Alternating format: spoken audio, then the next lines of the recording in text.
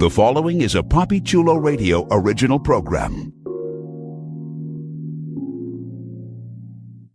The views and opinions expressed in the commentaries and/or interviews in the following program are solely those of the individuals and are not views of Papi Chulo Radio, its parent, affiliate, or subsidiary companies.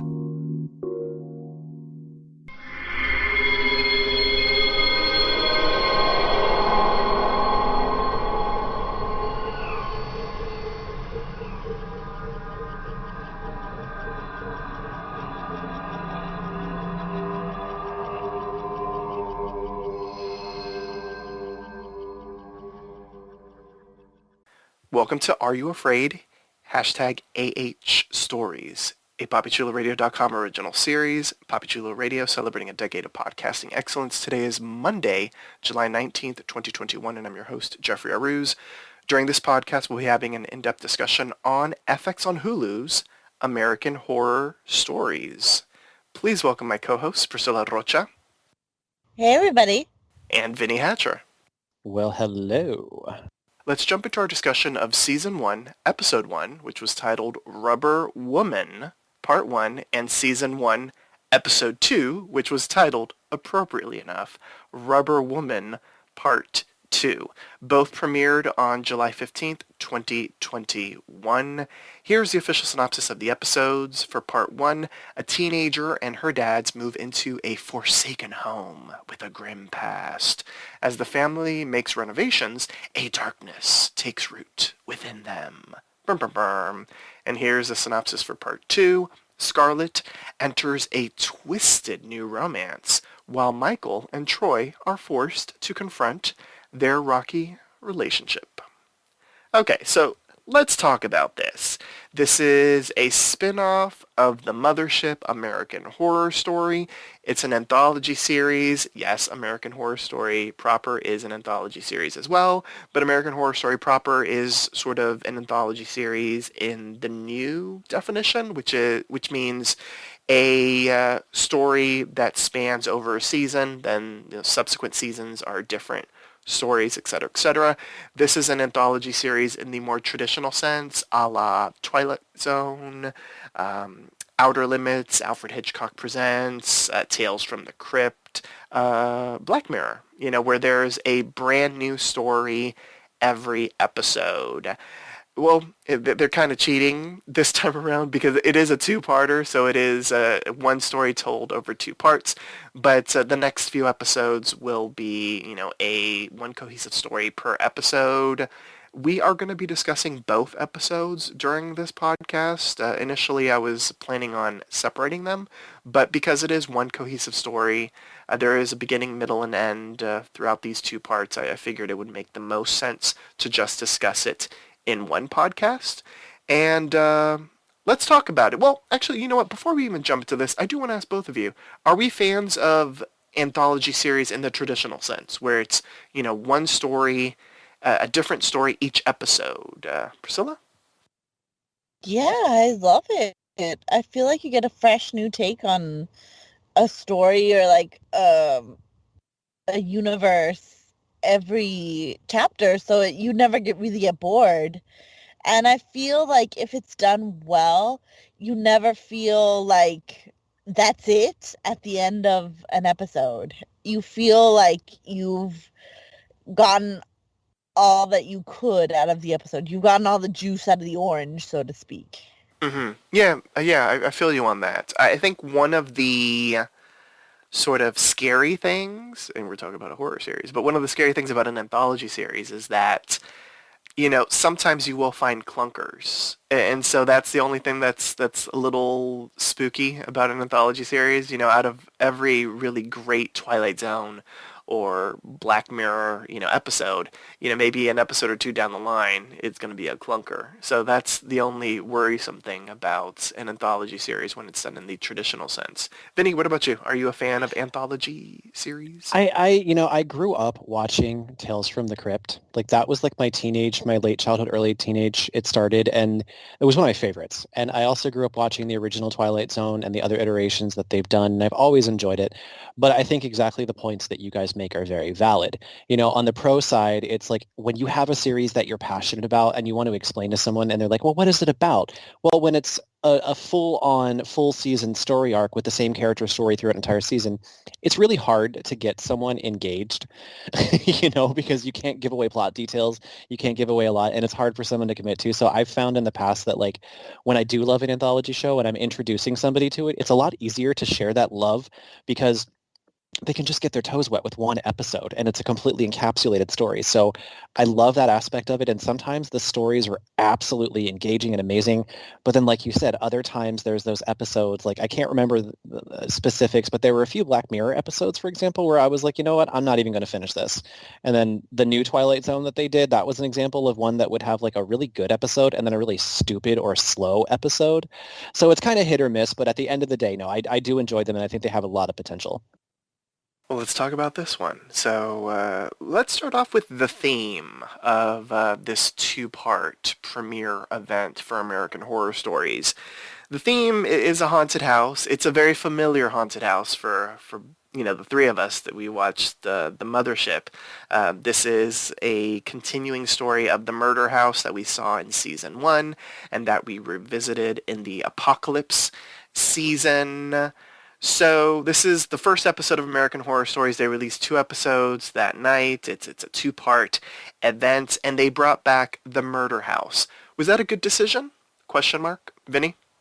So I created a little slogan for this, actually. But I'll get to that when we actually talk more about the episode's entirety. Long story short, mixed blessings.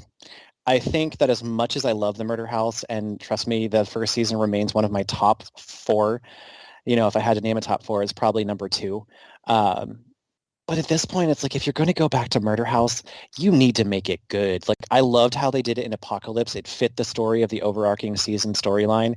It was really good. But going back to it in this one, I don't know if it was the right choice for the first episode, because if you're starting a new series, you should really try to bring people in with something original, something different. And doing something original doesn't mean getting an entirely new cast of characters that nobody has any connections with and put them into a setting that we've seen, like 3 to 5 times now throughout different flagship seasons. I would have almost rather the Murder House, if they were going to do an episode, to have been later in the season. I mixed blessings, because there were parts that good, but there were more parts where I was like, I kind of felt a lot of deja vu, like we've already seen this.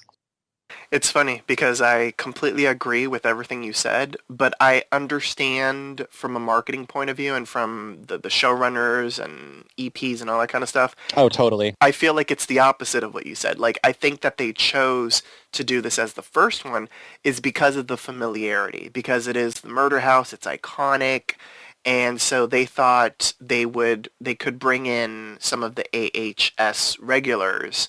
They could convince them to watch this by starting off with the Murder House. Although I do agree with you that I wish they had started with something fresh and original and different. Priscilla, your take on the usage of the Murder House again? I don't know. Maybe it's because I like the classics. I like going back to like the originals, and I haven't seen AHS since I didn't see the last season. So like going back to the Murder House just felt like going back home to me. It felt like going back to my favorite season. So I fucking loved this episode. I loved going back to the Murder House. Hey, Priscilla, guess what? What? There's this really awesome podcast that when you watch the last season of American Horror Story, you should really listen to that too, because I hear it's really cool. Ooh. I have heard that as well. But Jeff, since you said marketing, I have to do my slogan now. Can I do it? Yes, of course. Okay. Do you miss American Horror Story? Are you so desperate to return to any setting of any of the seasons that you will watch something even if it is all something that you've seen before? Enjoy new Diet American Horror Stories, completely engaging content free and with characters you've never met before. Now that's funny. I like that. And I'm completely fine with that, because I totally was like, I've seen all of this before, yet I am completely into this story. I'm completely hooked with all of what they're giving me. I will agree with you, but only with episode 2. Oh, interesting. I was more engaged with episode 2. I feel like these could have been one episode, and maybe it would have been better. That's funny because I was more engaged with episode 1 than Ooh, episode 2. I Yeah, love that we have all these differing opinions. This is gonna be great. it's interesting because I feel like I'm right in between both of you because it has been, if you can believe it, it's been 2 years pretty much since we've seen an American Horror Story property on television, period. So I felt like all of the nostalgia feels that Priscilla was talking about, I was really excited to see American Horror Story again.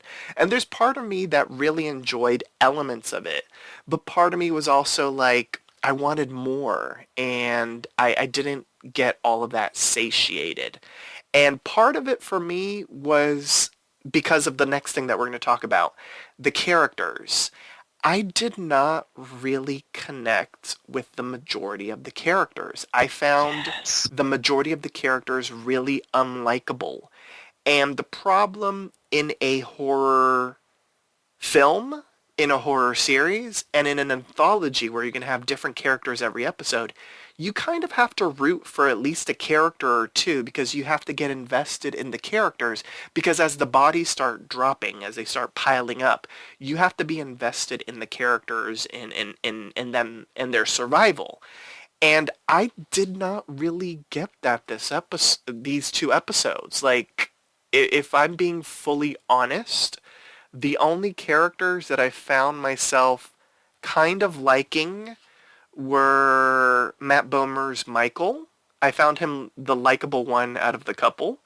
I enjoyed Paris Jackson as Maya just because I was really impressed with her acting. I was not expecting that at all. I enjoyed our girl from Once Upon a Time, Marin Dungy, and I liked and her name. Wait, oh my God, that was her, wasn't it? That Holy was her. shit. That was Ursula. Yes. Oh my God. And I enjoyed Shanti, Scarlett's friend. And there was a certain extent I enjoyed Ruby, but I felt like she didn't give me as much as I wanted. But Scarlett, I found obscenely unlikable. And Troy, the second parent, I found him very unlikable as well as the story progressed. It's funny because I liked the dads in the first episode, and then in the second episode, Troy annoyed the fuck out of me, and I found myself to be Right? Team Michael. It was funny you say that because I feel like Troy in the first episode was a completely different personality, or maybe that was because we were just seeing the white picket fence that they wanted us to see. Hmm. Because in the second episode and we'll talk more about like, the things that he did, but I was like, really, wow, I wouldn't, they seemed like such a really great couple. And then just to have him do the things he did, and I don't know, I agree with you. It was really funny because I think the only character that I really genuinely felt for was Scarlett's friend. I found Scarlett to be like Yeah, a hybrid Shanti. of everything that I hate in Kristen Stewart with the way that she emotes in her face and just the character itself was just, I don't know, maybe she was written poorly, but she was just, there's nothing that I connected with. Yeah, 100%. I want to give a shout out to Aaron Tveit because I thought his character Adam, it was just like a nutty character. Like I can't root for him because he was a nut job, but he was interesting. Like he brought it in the role that he was given. Yeah, Priscilla, what about you? What are your thoughts on the characters?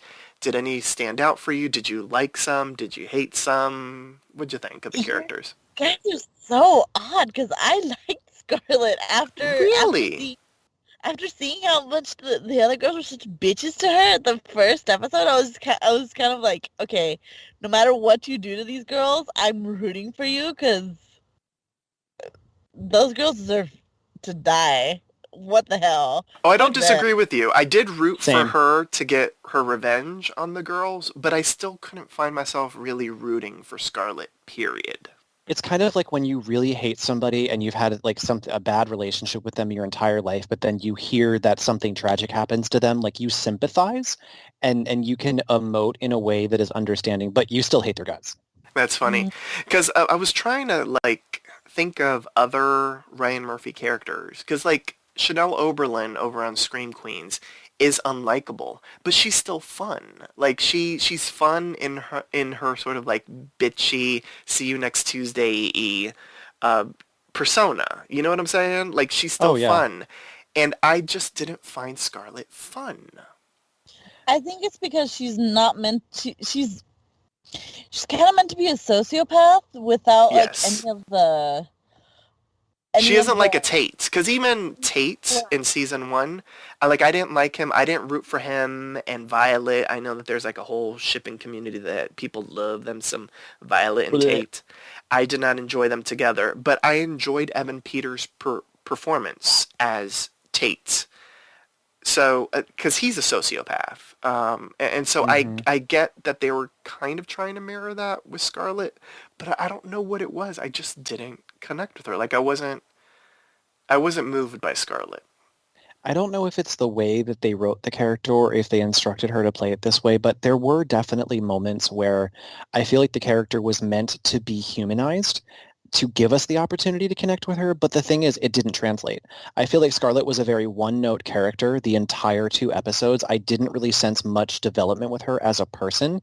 She was a petulant, depressed, whatever, and 16 recalcitrant. year old. Yeah, exactly. And like I even at the end, it's like, okay, well, what was your journey? So you got revenge against a bunch of bitches. This happened, that happened, that happened. But really, at the end of the day, you didn't grow from your experience at all. Yeah, And when because you did, go ahead, sorry. no, continue. But when and when you did have these moments where you were supposed to be vulnerable and you were supposed to be, someone that I could connect with, like I rooted for the girls getting their throat slit because let me face it, I was repressed and I was bullied in high school and I had those daydreams, but they were daydreams. And for her, it was the same night. Her reaction to being bullied was immediately to jump to, okay, I'm depressed about it for a second, but I'm going to get my revenge 5 seconds later and I'm going to orchestrate this whole thing. So I don't feel like we were ever given genuine humanization with her or enough time in those moments to develop that relationship. But then there is that side of me that's like, okay, that was effing awesome what she just did because we've all fantasized about doing things to our bullies. I think you hit the nail on the head for me, at least, Vinny, because what was her arc? Like, I thought we were going to see maybe the birth of a serial killer or something. Like, Mm-hmm. I was wondering, Yep. like, how is this going to end? Are they all just going to die in the murder house? Because typically that's what happens in the murder house. She does end up getting kind of a happy ending, which, she's able to escape the murder house and return, and she has, like, a love in the murder house and that sort of thing. But what was her arc?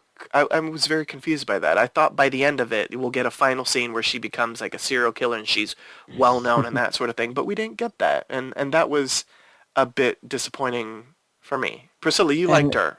yeah, Wait. go ahead. Well, I was just I gonna would ask say, and Priscilla. my other question was like, what was the point? Why did you leave the murder house if you only want to go back?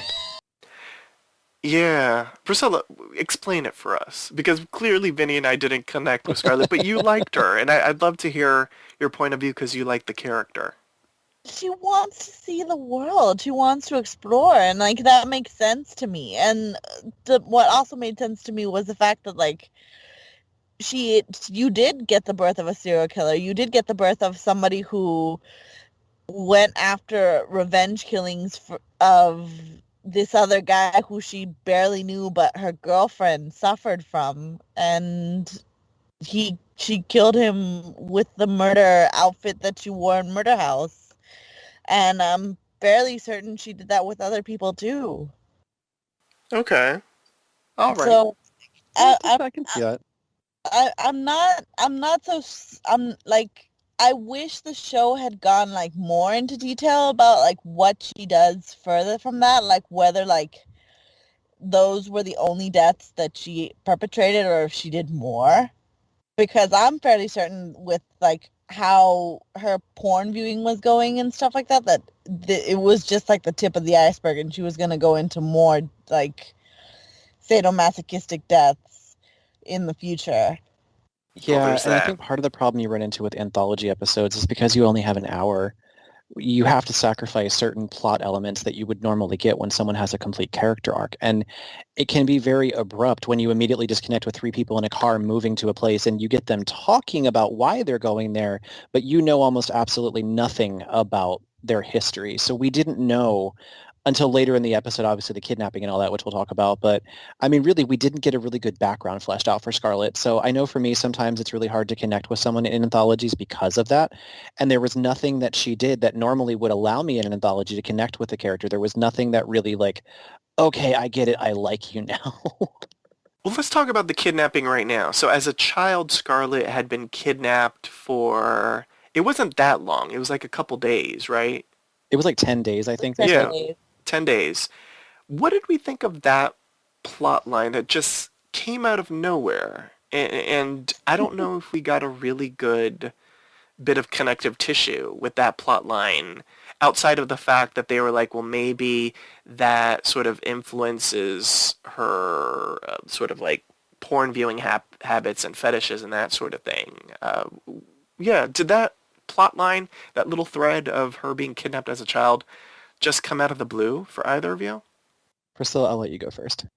That totally fizzled out for me. I was like, what the hell is that thing? Like, you guys didn't connect it to anything. You guys didn't have, like, a flash of a background story where maybe, like, you saw the mom being mean to her, or maybe you saw the mom be in, like, an S&M outfit with somebody else there and she was watching as a kid. You didn't get to see any of that because it was just tell, not show. So it was just a whole bunch of bullshit. It was nothing. Like that could have totally been cut away for some more meaty, like gritty detail in further in the episode. Agreed. I mean, what we did get was something that made me think that I was watching the wrong channel, and that was watching one of my investigation discovery shows with those really poor and cheesy reenactments where the person who's the victim of the kidnapping is like running after their child and like overly dramatically screaming and acting really badly. That's what that like, was. It was so bad, and it really felt like a desperate attempt to flesh out her character. And okay, that's great. Why didn't you put that somewhere else where it would have made more sense instead of blatantly throwing out something that is meant to be a plot device to add a plot thread that we never really got continuity on? There was no closure. It was clearly meant to give us some kind of like, oh, well, something happened that clearly fucked her up. Well, then why did she say, oh, I don't remember anything? I would have preferred her to say, okay, yeah, like I remember bits and flashes of like this happening and that happening, and that would have given something to go with. But instead it was like, no, she was kind of nice to me. I don't think I had a scratch on me, or, you know, whatever she said. It was unnecessary. Yeah, I think they just wanted to like add some sort of reason as to why she is how she is today, but it just didn't work. They didn't flesh it out as much as they could have. I kind of wish that we had seen a little bit more therapy sessions, to be quite honest. I know that we had a little bit of time constraint because this is an anthology, and I mean, we already went overtime because they made it a two-parter. But I wish that maybe they had gone a full hour each and shown us a little bit more of the therapy. I think that might have helped a little bit. Yeah. A little bit more, at least try to understand why Scarlet was the way she is.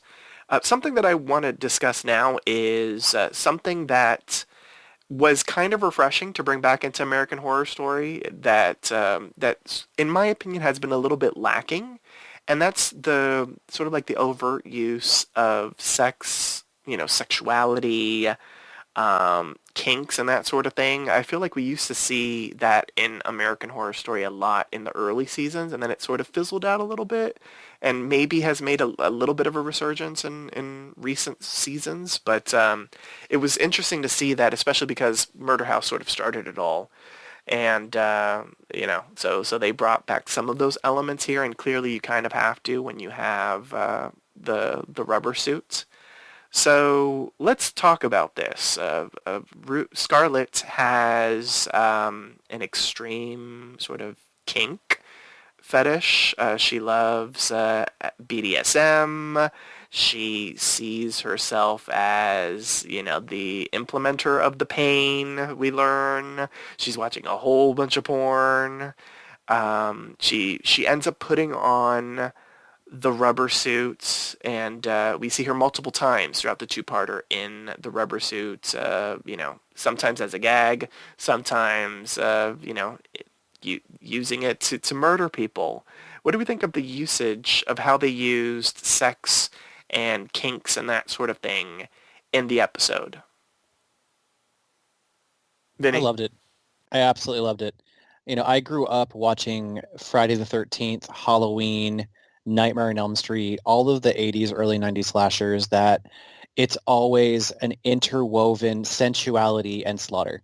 It's like the age-old rule, like, well, if you have sex, you're gonna die, but there's always that element of like extremes. And I do feel like American Horror Story, it started off with a perfect chemistry and dynamic of those two elements. I mean, it really, for me, season one was all about like sin. It was all about the sins that we commit for passions or the sin that we commit for ambition and so much more along those lines, And as we progress through the season, you're right. It did kind of fizzle out. There have been seasons where there was a larger element of like corniness, like 1984. We had seasons that explored sisterhood, like Coven. Coven had some sexual elements, but I think Coven is where he kind of started taking things into a little bit more broader spectrum. But I love that we came back to it, not only for Murder House, but for the series, because it has been lacking. Even Hotel, I feel like Hotel, it dabbled, but I do agree that the consistent usage of it and the rubber suit and the dark passions that went along with what led her to do what she did, that was an element that I did enjoy. Because at the end of the day, it's like we're all driven by passion. Passion inspires us to do what we do. And having that out of there would have made this, it would have made this a bomb. So I agree with you. I think it was really awesome to see this return, and I'm curious to see how far they pursue that, if they bring that element back into other episodes, interweaving horror and sexuality again. And I loved the inclusiveness as well. It wasn't just your typical vanilla, guy and girl. I don't even think we had a guy and girl relationship. We only had like girl and girl, guy on guy, which was very refreshing because usually they always still element all three of them, but we got to see focus on those two relationship dynamics and that sexuality, which I was honestly, to be honest, when the blowjob scene, I did not expect that. And I was like, oh, okay, well, hello, inclusiveness. Representation matters. Okay. So I'm glad that they brought back sex and sexuality into American Horror Story, at least in these first two episodes. I thought it was refreshing because I feel like it has been lacking. What happened in 1984? I think we had one character have sex with a ghost, but that was the extent of the sex. About But we that. also had, wasn't one of their fathers killing hookers or something in the flashback or something? Yeah, Okay, something like that. so there was that. Yeah. So it's been 1,000 years since American Horror Story has been on TV. But yes, the one thing I will say that I had a problem with, and this is coming from someone who's not a prude, who's very sex positive, but I had a problem with her being a 16-year-old girl getting into the rubber suit. Yes. Okay, I wasn't going to mention that, but now that you said it, I do agree with you. It was really, really uncomfortable. It was, and it's weird because I didn't mind her being. I'll let you go in just one moment, Priscilla. I just want to get this point out. I didn't mind her being 16-year-old and being curious about porn. Hell, even with her deep kinks that she was into, the extreme, BDSM that she was watching. Like, I didn't mind that storyline because I feel like, I mean, let's be real. I feel like all of us were probably watching porn at the age of 16. So that's very normal. That seemed very normal to me.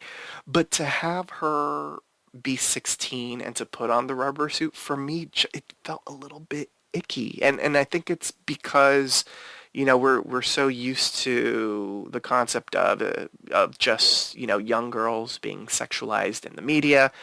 Hello to the Britney Spears documentary. But I mean, not just Britney Spears, but to any young girl in the entertainment industry. Like, she is not 16 years old. The actor, she is, I believe I checked, she's 23 or something. So I know she isn't 16, but she is playing a 16-year-old character in a very sexualized kind of way in a suit that's designed for adults to use, in their various kinks. And for some reason, it kind of icked me out a little bit. When I thought we were going to see a rubber woman, for whatever reason in my mind, I thought it was going to be like a new character in the murder house, like another ghost that was going to put on the rubber suit and maybe seduce the 16-year-old. And I don't know, for whatever reason, I find that a little bit more acceptable than the 16-year-old girl wearing the rubber suit. I was gonna say, but oddly enough, I kind of agree with you. I had the same expectation. Yeah. Priscilla, you're about to say something. Didn't, like, you guys didn't feel the same hangups when Tate was wearing the rubber suit and he was like a 16-year-old ghost wearing... I think I know what you're saying because I thought about this in my mind and I argued because I'm a Gemini, so I argued back and forth from both sides of my brain. And the reason I can kind of justify or be sort of kind of okay with Tate being in the rubber suit, even though I remember watching American Horror Story and being kind of like, whoa, that was Tate that had sex with, I think her name was Vivian, the mother, and that kind of stuff. That was still shocking, in a good way. But I think the reason why I can justify my okayness with Tate and is because he was a ghost. And for whatever reason, like much like a vampire, I can see a supernatural entity as being kind of ageless. So I don't see Tate fully as a high schooler, even though he did die as a high schooler. That's the only thing I can do in my brain. I don't. Maybe it's the patriarchy, and I'm just okay with the dude doing it and not the girl. I don't know. Maybe that's. I might be able to help you out, Jeff. Mm-hmm. Yes. So this goes back to talking about anthology versus full season. With Tate, remember, we had an entire season to watch the development of this character and the journey that he went on. So when Tate did something that was fucked up, you had all this history to connect with it, and it just made sense. For Scarlet, we don't know this bitch. She puts the rubber suit on within what, like the first 10 minutes of the episode, it felt like. It's like, so for me, yes, like looking back, like Tate being a 16-year-old and doing the rubber suit and seducing Vivian and all that, obviously I do feel the same in that concept of like a teenager doing it, but I think that's how I kind of like looking back when I try to justify, well, how did I, or not justify, but figure out how I felt back then watching it, seeing this now and having a different perspective. I think it was the journey of that character. I think it was, this is a character that does fucked up things. We watched him do fucked up things. We've watched him go crazy, and he is a ghost now. He's dead after killing a bunch of people and killing himself. So we have that justification explaining his behavior. With Scarlet, when she put that suit on, we had just met her.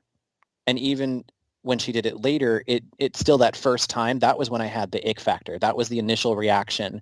And had we had more of an arc with her before she put on the suit, I would have still had my general ick that I would have any time a teenager would do that in a television show, but I would have had that same understanding I had back with Tate. I don't know. Like, the only ick factor I had was like, bitch, this is an outfit that you have like no idea where it comes from, and you're just putting it on. That is gross Like, too. how the fuck do you know where it's been? And for that matter, like, don't you have to powder and prepare to get a rubber suit on? And doesn't it have to like fit you perfectly? Like, how the hell do you know that this one fits you perfectly? And why does it fit you perfectly? One size fits aren't all. you thinking about that? One size fits all, apparently, for the rubber suits. Our pandemic senses tingled when she put on the suit that was randomly in her closet that she'd never seen before. I was like, don't touch that. Get hand sanitizer. I know what that suit has done. Yeah. Exactly. She has no idea what kind of fluids were in that suit. Yeah, that was ick as well.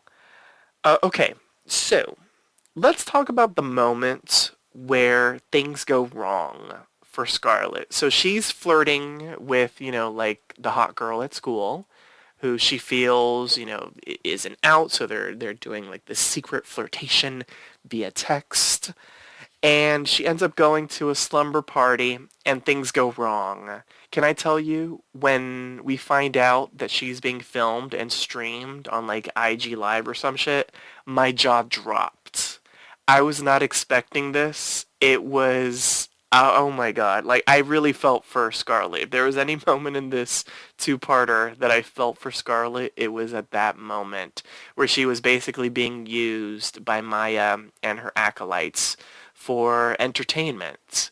Can I say, also point of personal privilege, Paris Jackson, what a revelation. She played the role to a T. She was practically perfect in this role.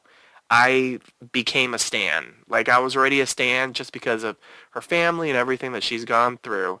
But man, like, just acting-wise, I was very impressed with Paris Jackson. So let's talk about this. Let's talk about the slumber party and Scarlett's flirtation with Maya. Priscilla? My God, that was so bad. Like, you could totally tell, like, I don't know, Scarlett's an idiot or something because she didn't see that the seeds were being planted by the popular girls to, like, lead her to the trap. And it was really obvious to me that it was a trap. So when she, Really? Oh, yes, same. Oh, when wow. she I fell she for had the trap already. then. And I was kind of like, she's asking for you to get naked, and she's asking for you to get naked at that very spot. Like, there's a camera. There's obviously like they're setting you up. And when she's like leading her on with questions and she's trying to get her to talk, I'm like, oh damn, bitch, you're just singing. You're just telling her everything. Oh, Do you know what gave why? it away for me was the emojis. That was what gave it away. I mean, I had an inkling the way she was acting at school and the way she just was like kind of, you could tell, oh, these are fucking mean girls. I'm sorry, I'm like cussing like a storm tonight, but these are mean girls. And I went to school with these girls. I know what they're like. And as soon as she was like texting with her and then she sends back a picture of a kitty cat and a tongue, I was like, oh girl, I became that woman in the movie theater, that cliche of like, don't go in there. Girl, do not go in there. Do not take your top off. Do not kiss her. Do not do these things. Because literally, for me, it was very transparent what was about to happen. Like, I still felt bad a little bit. But yeah, it was, Paris did a great job. She really, really did. But from the person watching as a third party, watching this all happen, I was like, Scarlett, you would dumb bee. You just dumb. I guess I'm a dumb bitch because I thought she wanted to eat the pussy. Like I was, I was into it. I was like, okay, this is going to be the nice little subplot, because there are times on American Horror Story where there is a nice little subplot, and And I we was like, didn't this will have be the nice. nice little subplot, and then it wasn't. So I was like, oh, all right. I had hopes similar to you, Jeff, but they were very dashed very quickly. Well, yeah. Well, yeah, yeah, that did happen. I did like the turn. Cause when Paris like turned on Maya, she was like, "Well, that went in a very different direction." Like that, Oh God, she yeah. played that so well. Props to Paris Jackson. Yes. Let's talk about Ruby, because Ruby was a different character in the second part. Ruby is another love interest for Scarlet. She had two love interests throughout these two parts. One that fizzled and one that, like I would say, boiled over for a moment. What do we think of? I think you pronounce it Kaya Gerber Yeah, or Kaya Gerber, however you I pronounce it. think it's Kaya. It's Kaya. Kaya. Okay, Kaya Gerber. What did we think of Kaya Gerber as Ruby, Vinny? So she was so fucking familiar to me, and I couldn't place it. Like the actress, like I thought that I'd seen her something before, and then I actually found out trivia. She's the daughter of Cindy Crawford. Yes. Yeah, I had no idea. Because Ruby was interesting because, okay, did I miss something of the first episode, or did she only show up in the beginning of the second episode? She only showed up in the beginning of the Okay. second episode. Ruby was a very disconnected character for me, and it was very hard for me, considering this was a story arc going between two episodes, to connect with her, especially because she's a ghost in this house that we've never seen before. And like my boyfriend argued, well, there's tons of ghosts in here that they show themselves when they want. She could have always been there. And my first reaction was like, well, this is just stupid. This is convenient and this is stupid that this girl that has a mean streak and a death wish, she would have messed with those families in season one. She would have definitely been a part of that. And okay, I suspended my disbelief there. And like by the end of the episode, I loved Ruby. But I had a really big struggle for the first half of the episode, connecting with her in the overall story, getting with her. I mean, I understood her and Scarlett because they're both batshit crazy. But I don't know. I would have rathered her have appeared earlier in the first episode in some way, shape, or form, rather than this abrupt, oh, hi, I'm the new main love interest that's going to play a major part in the story in this latter part of the two-episode arc. But her story itself and her background, like, I did feel for her. Like, I really liked the bathtub scene when she was letting her guard down and, like, talking what happened and why she came to the murder house. And I honestly loved the fact that she killed herself in the murder house. Because that's what she said, right? I think. Yeah, she Yes. said Yeah. it. But she I didn't love, know that she was gonna be yeah. tied to the murder house. Like that was talk about just desserts. Like, okay, you're gonna go to this crazy horror house where all this crap has happened and kill yourself and be surprised. It was kind of like a nice little chuckle, but I thought that it was a really interesting approach to how a character ended up there. Instead of being drawn by buying the house, being a part of a family, they went there willingly to kill themselves. That's something that I don't. Maybe we've seen it before, but I don't think we've seen it to that level. But I don't think that's something they've done before. Yeah, Ruby was interesting. I liked her in the beginning. I didn't like her in the middle, and then I liked her at the end. Because I didn't like that she killed the dads. I felt Yeah. like I understood in her mind why she did it, like the character motivation, but yeah, I felt like that was a little bit too much. I guess we needed that twist that we got way back in season one when a character had been dead and then they realize that they're dead. Sort of echoes of the past and that sort of thing. But I agree with you, Vinny. They should have showed her in the first episode, even if it was just, moments. I don't know, maybe COVID restrictions and that sort of stuff. If you aren't needed on set, don't, you're not on set, so we don't need to have you on set. True. But they could have edited in some stuff where maybe she filmed when she was there, just things where she's in the background and she's like observing everything, and maybe that's where her interest gets piqued for Scarlet or something. I think that just would have fleshed the story out a little bit more because as much as I've been saying that this really is, one arc over 2 episodes, that was a little bit jarring at the start of the episode just to see her in the tub with her, as if they already had a bond. And we didn't see any of that in the previous episode, and I don't feel like there was like a major time jump between the end of the first episode and the start of the second episode, because we are talking about the missing girls, the missing bullies, and that sort of thing. Did Priscilla? you guys get the Yes? feeling that the first episode they were almost trying to make it seem like ghosts didn't really exist? So they didn't come out until like the very, very last second the Infantata came out and like the Yeah. black in the black rubber suit came out too. Like that was it. And I was like, wow, finally we get the confirmation that ghosts exist in the murder house, but for the longest time like they've been leaving you guys alone. Well, I wondered. Well, no, because no, because okay, because I'm remembering stuff. No, because we did see the Rubber Man before. We saw the Rubber Man in the mirror. He was a ghost, and the Rubber Man killed the therapist. And we did see also. I mean, we saw the ball, so we knew ghosts were around. They just hadn't fully shown themselves to them. Like we as the audience knew they were there. The characters, because both of the parents were like, oh, the ghosts aren't real and this, that, and the other. So they didn't believe in the ghosts. Yeah, I think I agree with you, Priscilla, but I think my perspective on it is I feel like the ghosts were toying with them.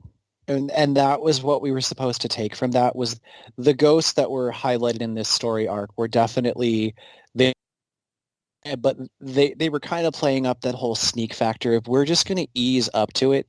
But at the same time, I agree with you. Like I feel like there was an element of like they were trying to draw things out. Like the ball was very subtle, then the mirror, and then the therapist getting killed. But I wanted to see other ghosts. I really did. Like the Infantata was there for like 2 seconds, but I would have liked to see, something else that had some connection with the other ghosts in the house, maybe. I mean, I know it's hard to get the big top build stars back. Obviously, we're not going to get Jessica Lange back. We're not going to probably get Lily Rabe to show up. But it would have been nice to have, like, maybe the guy who played the crazy doctor, the surgeon, right? Like, have something linked with him. I mean, he was the whole reason the house was, like, there in the first place. He was, like, the Mm-hmm. first resident, if I remember correctly. Like, I think it would have been nice to see some more of the ghosts, different ghosts messing with them, or even not messing with them, but kind of like we talked about with Ruby, having some more ghosts in the background, or even more jarring, having, like, someone be walking down a hallway talking about ghosts not existing, and we see the ghost is standing right there, but we know the people talking don't see it because the ghost hasn't made itself visible. I think that would have built up things in a much better suspense way because it did kind of feel like it was dribbled throughout the episode and then kind of at the very end we got a lot more. I do co-sign that. Yeah. Yeah. We did get allusions to the other ghosts. Dr. Grant mentioned Dr. Harmon. So there was a tiny bit of connective tissue, even though we didn't see him.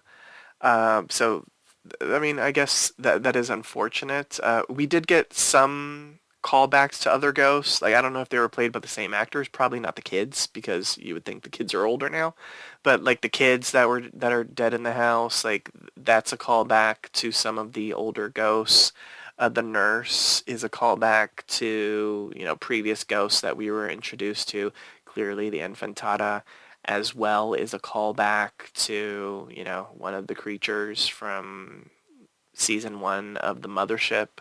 But I do agree we needed a little bit more, and a little bit more of them sprinkled around. I like the concept of them being in the shadows, and, the cast doesn't know that they're there, but we know that they're there. So I think that would have worked for just the creep factor in Can we talk about the in this. Pigman?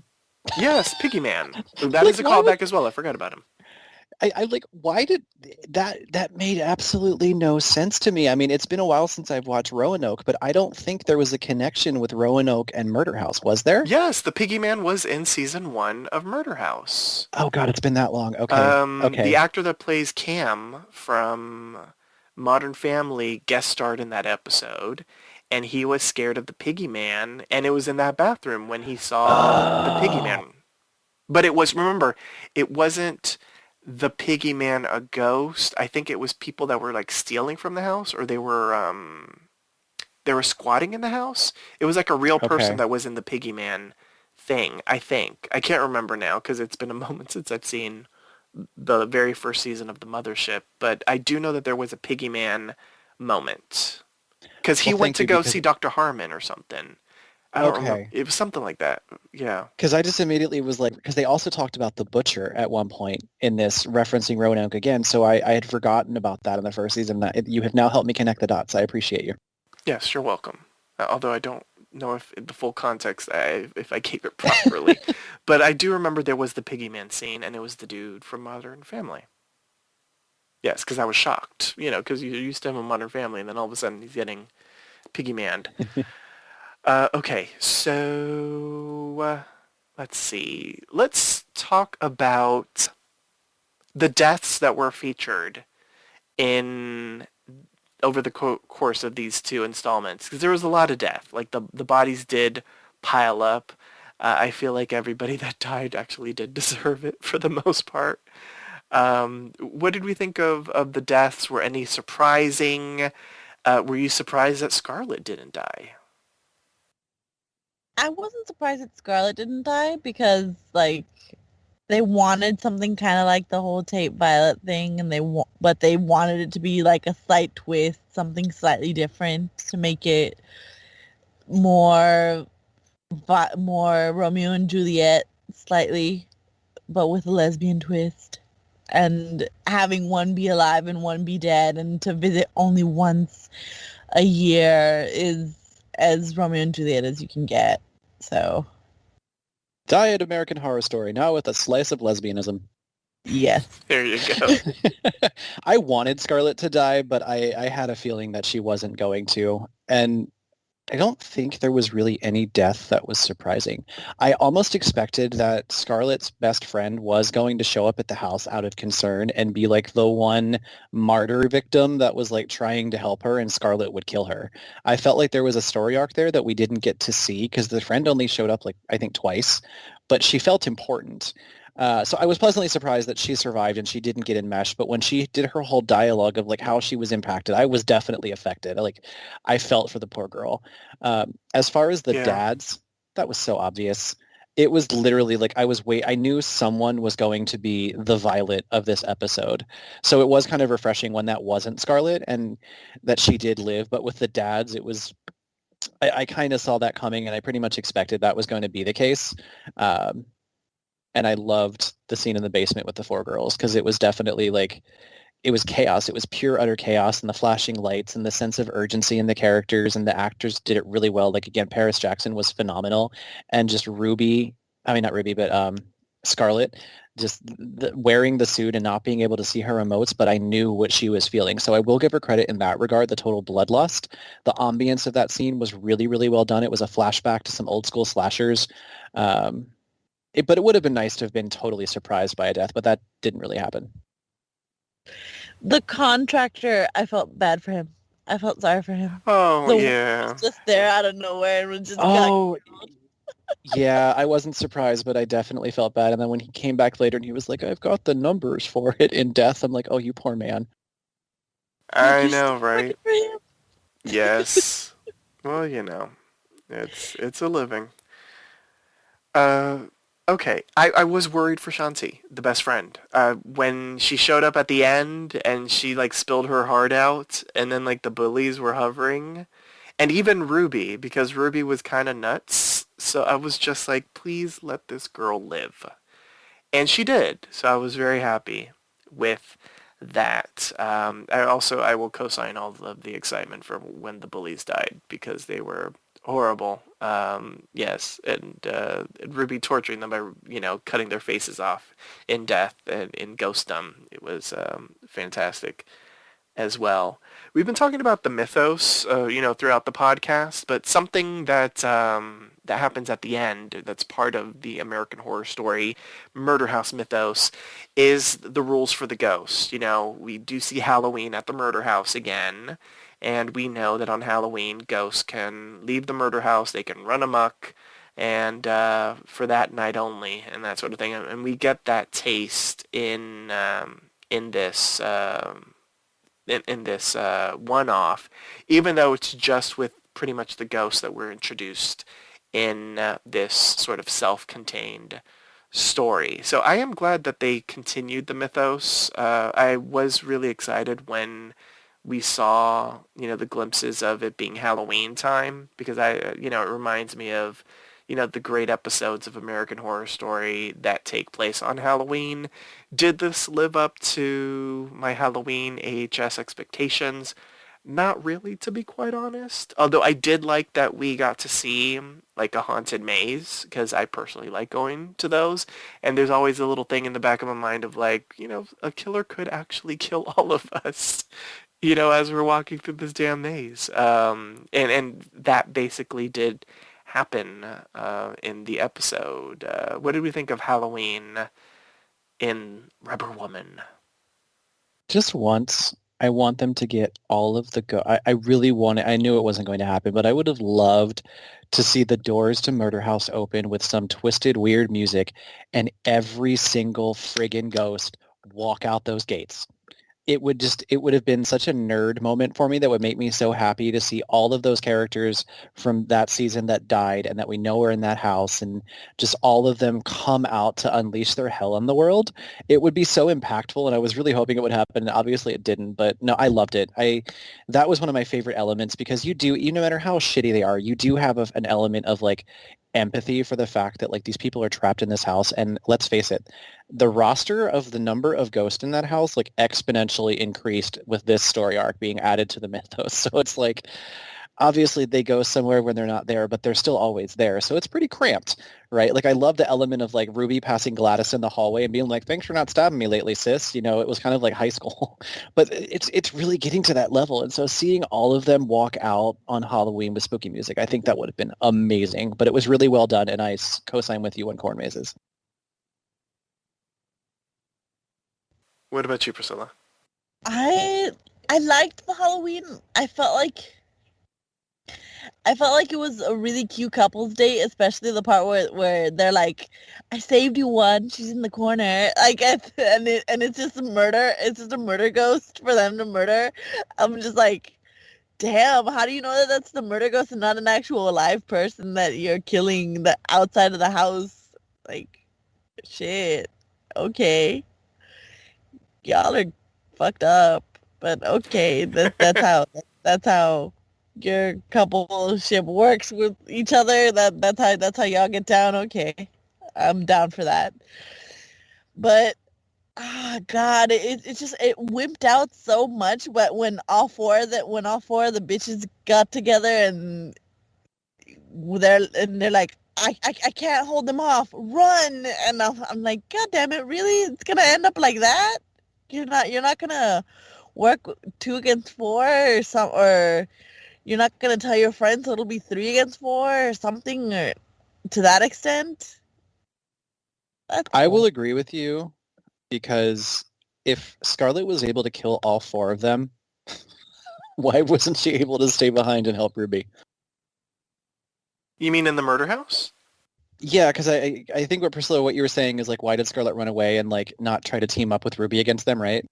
Yes. Well, I think Yeah, She I think handled it before by herself. well, I think the I problem can is definitely that agree with. they live forever, so they're gonna always be coming for Oh, Scarlet. true. You know? So it's like every day they're gonna try to kill her again and again and again. And who really wants to live like that? You know? Plus, if she was Consistently. going to have to die, she should die in the house so she can be with Ruby. Yeah, she's, making a cup of coffee and she's got to look over her shoulder because she might get killed, you know? She can't Yeah. Yeah. pee without thinking, shit, I might get murked in the bathroom or something. So I understood that, even though I didn't like that Scarlet got a happy ending.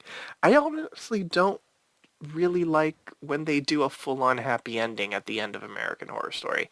I feel like maybe some characters should, but I think for the most part, you should, it's a horror film. Like, you should There have should be a final girl. There should just be twist endings where everybody gets fucked over. twists or at least an Yeah. ambiguous ending, The where... ending was stupid, in my opinion. Yeah, because everybody got a happy ending. Like, at the end of the day, the bullies and the husbands, they're all sort of living, peaceful, all copacetic in the murder house. It's like the Yeah. most peace in the murder house that we've ever seen, period. Like you mentioned it, Vidi, Nurse Gladys was like walking down and says, "Oh, thank you for not murking me today."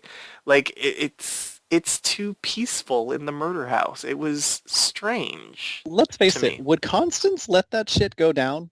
Like, no. Constance was looking out her window like, what the fuck is this shit? Yeah, there's some nasty ass ghosts in that house, and I'm sorry, but like I hated the Full House sitcom ending. I thought it And I don't like that Scarlett got a happy ending either, but it fell flat for me. Like I really enjoyed the second episode more than the first, but like the ending, I was like, that's it? There's not even like even if we never got another Return to Murder House, I would have loved it if there was some kind of like a cliffhanger where like someone shows up and like that wasn't in the episodes, like one of the ghosts come back. And I know I keep beating a dead horse with that, but like this is where I make the joke about Diet American Horror Story, missing the engaging content that you love, because I expected something darker. I expected something big, but it just kind of went out with the fizzle. This is why I liked the first episode more, because the first episode at least had the twist ending of like, oh my god, you have the girls and they're stuck in the vent or whatever, the shaft, and you're never going to find out where they are now because I hid them, and I'm completely cool with going to therapy and hiding the fact that I murdered a whole bunch of girls in the house, hee hee. And in the second part of it, it turns into, I have a girlfriend and she's a ghost girlfriend and we meet each other once a year on Halloween because we're in love in the murder house. I'm like, what? What did It that should have turn been one episode. It should have just been one episode. In all honesty, I feel like that would have been better. Turn into Twilight. It turned into Twilight. Was there anything in the plot that I missed that either of you would like to bring up as we sort of start wrapping things up? Was there anything that I missed? A little moment, a little plot point or anything that I missed that either of you would like to discuss? Don't think so. I think we covered like the points that merit covering. Okay. I will give a shout out to the opening credits. I don't know if they will change episode to episode. The ones that we saw for Rubber Woman Part 1 and Part 2 were very rubber centric. So in my mind, it would make sense that for the subsequent episodes, they would be focused on whatever the episode is, but maybe it's just going to be sort of like the rubber theme, since all the promo art seemed to be very rubber woman man centric anyway. One thing that I did absolutely love that was a nice callback was when Ruby talked about how the real estate agent buried my bones in the backyard. Oh yeah, because she was a bitch. Yeah. Who ended up giving her comeuppance in Hotel. Yes, 100%. And also, since I referenced the opening credits, the style of it, props that they actually used the American Horror Story music. So, it made it seem very familiar. All right. So now it's time for the MVP, the most valuable player. State which character impressed you throughout the episode and why. Once a character has been chosen, they cannot be selected again. So choose wisely. Since there were 2 episodes, it was a two-parter. We will do 2 rounds of MVPs. An MVP for part 1 and an MVP for part 2. So let's do our part 1 MVPs first. Priscilla, who's your MVP for part 1? I'm gonna have to give it to Scarlett. I liked her. I love the fact that she got revenge on those bitches. I hated them. As soon as I saw that they were gonna set her in a trap, I was like, "Oh, girl, you're not gonna get back from this shame. And you were the one that was talking about the shame from the first place. How are you gonna get back from this?" And she did. She bounced back from it. Except she didn't go to school to confront the shame, so maybe she really didn't get past that after all. But still, good props to her.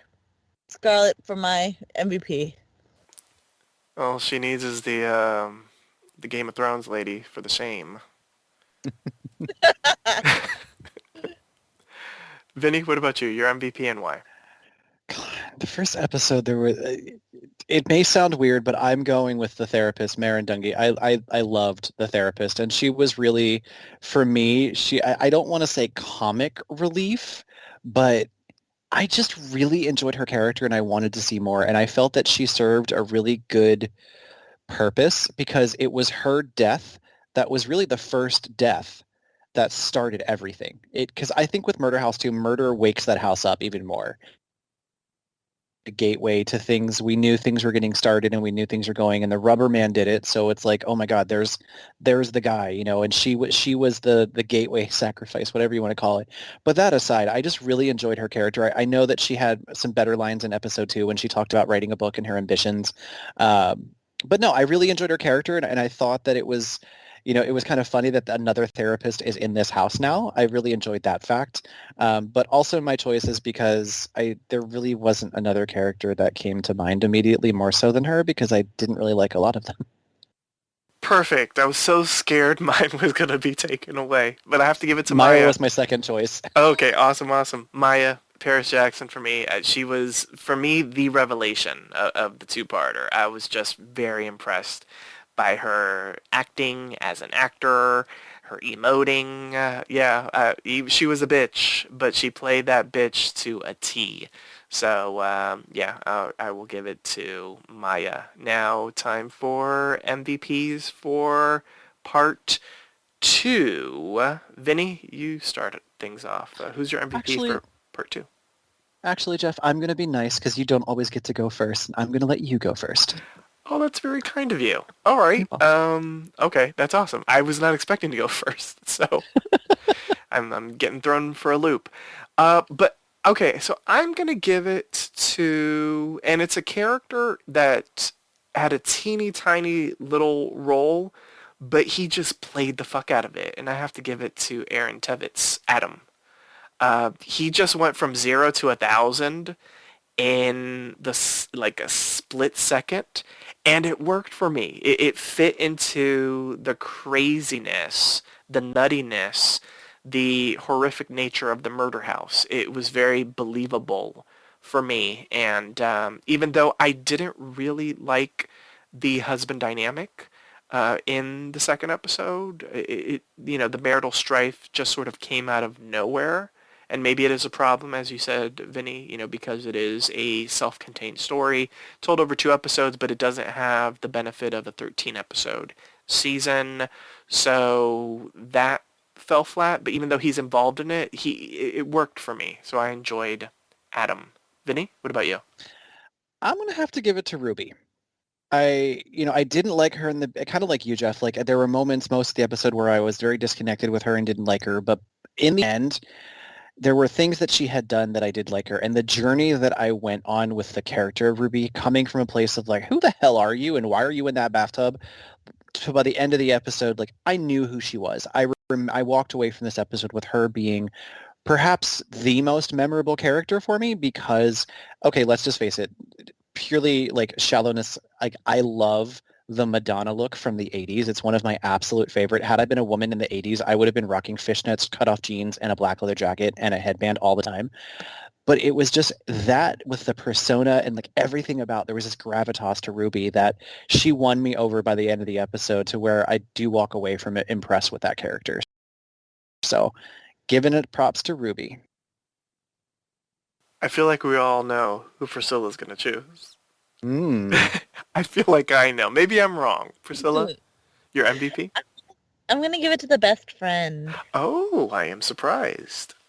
Because I loved her speech that she gave about if you really love someone, you let her go, to Ruby. Aw, And yes. I feel like that was the impetus that she gave, what the impetus needed to finally make Ruby understand that she needed to let Scarlet live her own life outside of the murder house. And it needed to come from somebody who was sincere. And it, like, to come from, like, such a mousy character. But to go to someone like that, who's, like, so brave and so, like, bigger, like, such a larger personality to you, and to say something like that to that is crazy. So, yeah, I love that actress giving it to the best friend. Shout out to Shanti. Belissa Escobedo is who played Shanti. She was really good.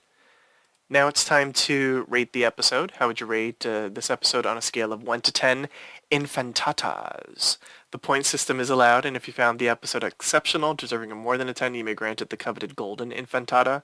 Because it is a two-parter, much like how we did for the MVP, we can give 2 separate ratings for each episode, or you know what I'm saying, a separate rating for each episode.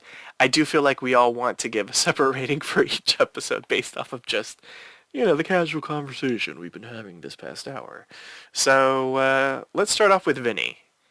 How would you rate part 1 and separately part 2? So part 1, I'm going to give it a 5 because it's kind of right there in the middle. Like it didn't have everything I was hoping for, but I didn't hate it.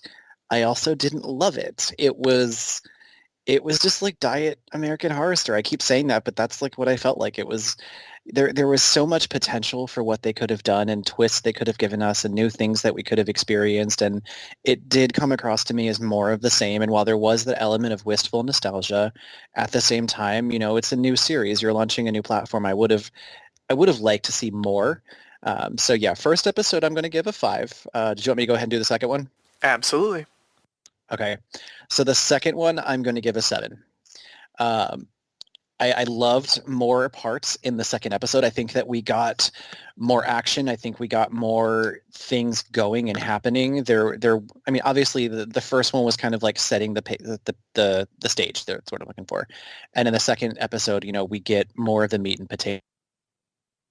Yeah, I think the second episode had some really, really memorable moments. We had Ruby, like I talked about, an MVP. We had what Priscilla talked about, that really awesome moment. There was some great acting by multiple people in the episode. But overall, I just walked away from that episode more impressed and with a more lasting memory of the experience in a positive light than I did with the first episode. I'll be extra special for all of them combined. I would probably give them a 6 and meet in the middle. Okay. All right, Priscilla, what about you? How would you rate the episodes? Okay, so for the first episode, I completely disagree with Vinny. I would give it an 8. I really liked the first episode. I felt that it was interesting. I felt that it was akin to more the average episodes of American Horror Story. I felt that Scarlet was, unlike both of you, I was actually kind of hooked on Scarlet. I liked her as a character in the first episode. I thought that her revenge arc was like really fucking interesting. But I will digress and say that in the second episode, I didn't like her as much. I didn't really care for the whole romance plot between her and Kai Gerber. And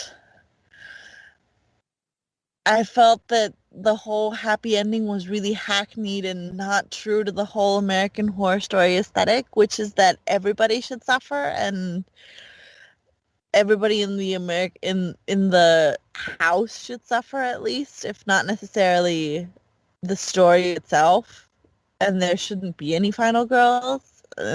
So I'm gonna give that one a 5. Yeah, an 8 and a 5. And I agree with you. I'd meet in the middle and give it a 6. Woot woot. We disagreed but agreed. I'll take it. Well, damn. Okay, so I am going to give, I will co-sign with Priscilla. I'm going to give the first one an 8 as well. I feel like the 8 is an appropriate number. It gave me the nostalgia feels. I was really excited to watch it. I watched it premiere night. I didn't realize that Hulu drops them at midnight Eastern Standard. I'm so used to like the Disney Plus and the Netflix models where, you know, 3 a.m. 3 a.m. Eastern, yeah, 12 a.m. Pacific. But once I noticed, it was like maybe about 2 a.m. when I noticed, and I was like, oh yeah, I'm watching this shit. So I watched both of them back to back. And I got my nostalgia feels. I loved the first one. I thought, even though I did not really like Scarlet, like I really enjoyed the story. I was invested in the overall storyline and the ending, as we discussed, you know, with the bullies getting murdered, was you know, American Horror Story at its finest. You know, the chaos of that reminded me of you know, some of the moments where, you know, just a random, you know, gardener or something would die in the murder house. It was fantastic. The second one was a bit of a drop for me for basically a lot of the stuff that Priscilla said. The romance didn't really work. Scarlet was kind of all over the place. The end with everyone getting a happy ending, while I did enjoy some of the performances, and there were some shining moments, it was just lacking from the first part. And I'm going to give the part 2, I'm going to give it a 6.5. So I guess my average is a little bit higher. Maybe it's about a 7 for both of them. But we're all pretty much, you know, on a similar wavelength at the end result versus maybe some of the scoring of the individual episodes, because clearly Vinny liked part 2 more than part 1. Now, my final question before we leave is, do we want to see any of these characters again? You know, this is an anthology series, but it's an anthology series much like The Mothership and On the Mothership. Even though we have a full season with characters, even though, you know, they have entire arcs over the season, that sort of thing, on occasion we do see some of these characters popping up in other seasons or referenced in other seasons and that sort of thing. Would we like to see any of these characters again, maybe, in, you know, in a small role in another anthology episode? Question mark? I'd love to see Paris Jackson's character again. I think she's got magnetism, and I think like the mean girl ghost has a lot more to play. I think that would be interesting. I think Scarlett's like murder on the road with the rubber suit is just, I don't know. I think it's kind of boring. So I wouldn't want to see her again. But yeah. Scarlett's going to get her own spin-off called Burnin' Rubber.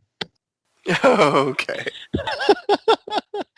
I will co-sign on seeing Maya again. Out of everyone in this cast, Maya, Paris Jackson, she nailed it. She hit it out of the water. She gave me Heather Chandler. She gave me every bitchy woman I have ever like had that side of me that loves a good evil character. The rest of them are kind of I mean, maybe the best friend. I'll give her props. But even Ruby, I mean, let's face it, Ruby was just another kind of version of Tate in some ways. So was Scarlet. I think we saw a lot of parallels to characters in the first season. So do I want to? Not really, other than Maya. Do I think that we will inevitably at some point? I don't know if it's going to be in this series or if they're going to bring anything over, if they're ever going to revisit Murder House and the Mothership again. But yeah, I don't think there was really, maybe even, okay, you know what, Jeff, this is for you because I do agree with you. Aaron Tevitz's character, only because he went from like calm, mild-mannered to batshit crazy. He did a really good job as well, so I'll add him to that list. I will co-sign the Maya love. And my hope is that Ryan Murphy and company, they end up picking some of these people, the ones that really stand out, like Paris Jackson stood out. Maybe not necessarily having Maya on the mothership, but at least graduating her as an actor from the spin-off to the mothership. Like, I'd love to see what Paris Jackson could do with a character over the course of multiple episodes. You know what I'm saying? Like the character growth, development, that sort of thing. I think that would be interesting to watch. So my hope is that whether it's the characters or just the actors, getting Aaron Tveit on the main one, because he was so impressive to us in part 2. Getting some of these actors to do the mothership might be kind of neat. So hopefully... We are getting one. Hmm? We are getting one. Kaya Gerber is going to be in double feature. Oh, yes, I do remember reading that, yes.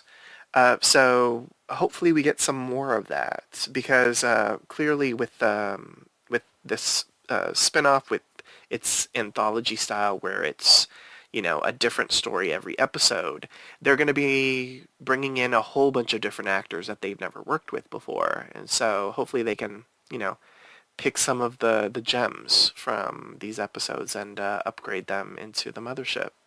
Hey, Jeff. Mm-hmm. You got your wish. Paris Jackson? Paris Jackson is going to be in the second portion of double feature on the mothership. Oh, exciting. I don't think I remember reading that. So, okay, that's exciting. So I look forward to that. So on that bit of exciting news, join us next time for a brand new installment of Are You Afraid? #AH Stories. Here's our announcer to remind you on how you can interact with us. Follow Poppy Chulo Radio on social media. We are on Facebook, Instagram, Twitter, at Poppy Chulo Radio. Do you have any questions, suggestions, comments, or concerns? Email us via contact@poppychuloradio.com. Are you interested in joining the Poppy Chulo Radio team as an on-air personality? Email talent@poppychuloradio.com. Binge listen to your favorite Poppy Chulo Radio programs by visiting poppychuloradio.com/archives. You can also download tonight's broadcast and the rest of the series through Apple Podcasts and Google Play. Just search for Are You Afraid? AH Stories and subscribe. Thanks, announcer. My co-hosts, please wish the listeners a good night, starting off with Priscilla. Good night, everybody. And Vinny. Good night. Thanks for tuning in. Download new episodes of Are You Afraid? #AH Stories every Tuesday via Apple Podcasts, Google Play, and the Poppy Chulo Radio archives. Good night.